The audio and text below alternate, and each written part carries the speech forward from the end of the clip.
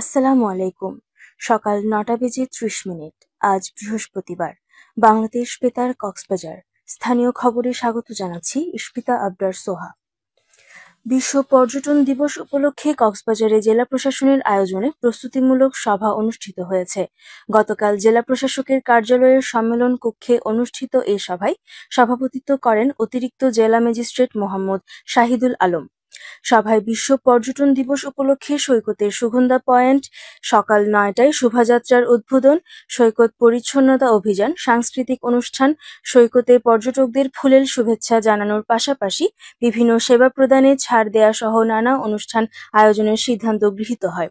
এতে সহকারী কমিশনার ও নির্বাহী ম্যাজিস্ট্রেট মোহাম্মদ আজিম খান, হোটেল মোটেল গেস্ট হাউস মালিক সমিতির সভাপতি আবুল কাশেম শিকদার সহ পর্যটন সংশ্লিষ্ট ব্যবসায়ীরা উপস্থিত ছিলেন। ৩ দিন পরেই শুরু হচ্ছে সনাতন ধর্মাবলম্বীদের সবচেয়ে বড় ধর্মীয় উৎসব দুর্গাপূজা। পূজাকে কেন্দ্র করে সারা দেশে বইছে উৎসবের আমেজ। আড়ম্বরের কমতি নেই পর্যটন শহর কক্সবাজারেও। চারদিকে চলছে শেষ মুহূর্তের পূজার প্রস্তুতি। বাঙালি হিন্দু সম্প্রদায়ের সবচেয়ে বড় ধর্মীয় উৎসব দুর্গাপূজা ২৮ সেপ্টেম্বর মহাষষ্ঠীর মধ্য দিয়ে শুরু হবে।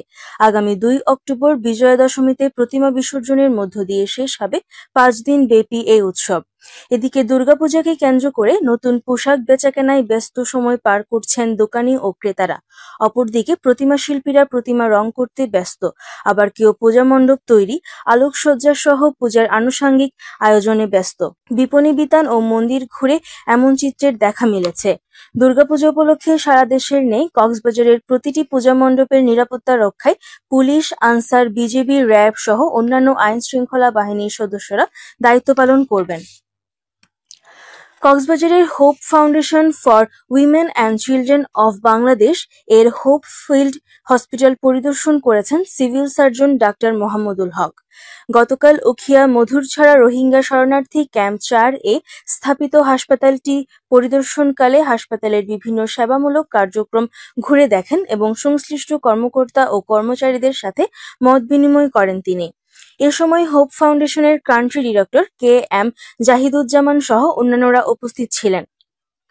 ২০১৭ সালের পর থেকে এ পর্যন্ত ৭৫ শয্যার হাসপাতালটিতে ৬,৩৩,০০০ স্থানীয় মানুষ ও রোহিঙ্গা রোগী বিনামূল্যে চিকিৎসা সেবা গ্রহণ করেন বলে জানায় কর্তৃপক্ষ।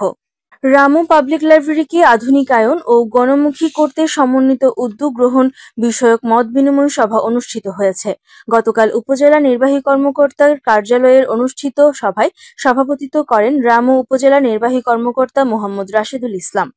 এ সময় বক্তারা বলেন, অতিরিক্ত মোবাইল ফোনের আসক্তি ও প্রযুক্তি নির্ভরতার কারণে বই আমাদের কাছ থেকে দূরে সরে যাচ্ছে। সমৃদ্ধ সমাজ গঠনে বই পাঠের বিকল্প নেই বলে অভিমত ব্যক্ত করেন বক্তারা। সভায় পাবলিক লাইব্রেরিকে আধুনিকায়ন, জ্ঞান চর্চা ও মুক্তচিন্তা বিকাশ কেন্দ্রে পরিণত করতে সমন্বিত উদ্যোগ ও পরিকল্পিত পরিকল্পনার সিদ্ধান্ত নেওয়া হয়। এতে পাবলিক লাইব্রেরির সাধারণ সম্পাদক মোহাম্মদ মুজিবুল হক, সুশাসনের জন্য নাগরিক সুজনের উপজেলা সভাপতি মাস্টার মোহাম্মদ আলম সহ অন্যান্যরা বক্তব্য রাখেন। মহেশখালী থেকে মায়ানমারে পাচারকালে লবণ বোঝাই বোট ও পণ্য বোঝাই ট্রাক গাড়ি জব্দ করেছে পুলিশ। থানার ভারপ্রাপ্ত কর্মকর্তা ওসি মঞ্জুরুল হক জানান, গতকাল দুপুরে গোপন সংবাদের ভিত্তিতে মাতারবাড়ি জেটিঘাটে একটি লবণ বোঝাই বোটে পণ্য তোলার খবর পায় পুলিশ। পরে ঘটনাস্থলে গিয়ে বোট ও পণ্য বোঝাই ট্রাক জব্দ করে। কে বা কারা পাচারের সঙ্গে জড়িত তা খতিয়ে দেখা হচ্ছে বলে জানিয়েছেন ওসি। মহেশখালীতে সরকারি সেবা জনগণের দোরগোড়ায় পৌঁছে দেওয়া ও সরকারি বেসরকারি দপ্তরের বিভিন্ন সমস্যার প্রতিকার সংক্রান্ত নানা বিষয় নিয়ে গণশুনানি অনুষ্ঠিত হয়েছে। গতকাল বিকেলে উপজেলা নির্বাহী কর্মকর্তার কার্যালয়ে গণশুনানির আয়োজন করে উপজেলা প্রশাসন। গণশুনানি পরিচালনা করেন উপজেলা নির্বাহী কর্মকর্তা ও নির্বাহী ম্যাজিস্ট্রেট মোহাম্মদ হেদায়েতুল্লাহ। শুনানিকালে কয়েকটি সমস্যার তাৎক্ষণিক সমাধান করে দেওয়ার পাশাপাশি এলাকার শান্তি শৃঙ্খলা বজায় রাখতে মাদকমুক্ত মহেশখালী গড়ে তোলার প্রতি আহ্বান জানান তিনি। উখিয়ায় ৫২তম গ্রীষ্মকালীন ক্রীড়া প্রতিযোগিতা ও তারুণ্যের উৎসব শেষ হয়েছে। গতকাল বিকেলে উখিয়া সরকারি উচ্চ বিদ্যালয় মাঠে অনুষ্ঠিত ফুটবলের ফাইনাল খেলায় 0-1 গোলে পালং আদর্শ উচ্চ বিদ্যালয় দলকে পরাজিত করে চ্যাম্পিয়ন হয় রাজাপালং একেএনসি উচ্চ বিদ্যালয়।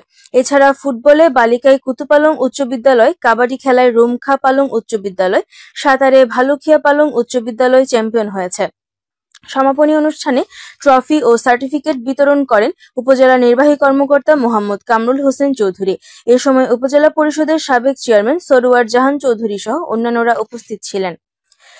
এদিকে ঈদগাঁওতে 52তম জাতীয় স্কুল, মাদ্রাসা ও কারিগরি শিক্ষা গ্রীষ্মকালীন প্রতিযোগিতার সমাপনী আজ। 3 দিনব্যাপী এ প্রতিযোগিতার আয়োজন করেছে জাতীয় স্কুল, মাদ্রাসা ও কারিগরি শিক্ষা ক্রীড়া সমিতি। স্থানীয় ঈদগাঁ জাহানারা ইসলামিক বালিকা উচ্চ বিদ্যালয় খেলার মাঠে এবং রশিদ আহমদ কলেজ মিনি স্টেডিয়ামে এ প্রতিযোগিতার আয়োজন করা হয়। প্রতিযোগিতার ইভেন্টের মধ্যে রয়েছে ফুটবল, হ্যান্ডবল, কাবাডি, দাবা এবং সাঁতার। আজ সমাপনী দিনে ফুটবল ও সাঁতারের ফাইনাল প্রতিযোগিতা শেষে পুরস্কার বিতরণ করা হবে। আবহাওয়া। এখন জানিয়ে দিচ্ছি বাঁকখালী নদীর মোহনা ও সংলগ্ন এলাকার সামুদ্রিক জোয়ার ভাটার সময়সূচি। আজ জোয়ার শুরু হয়েছে সকাল 6টা 23 মিনিটে, চলবে দুপুর 12টা 15 মিনিট পর্যন্ত। ভাটা শুরু হবে দুপুর 12টা 15 মিনিটে, চলবে সন্ধ্যা 6টা 26 মিনিট পর্যন্ত। খবর শেষ হলো। আমাদের পরবর্তী খবর প্রচারিত হবে আজ দুপুর 2টা বেজে 30 মিনিটে।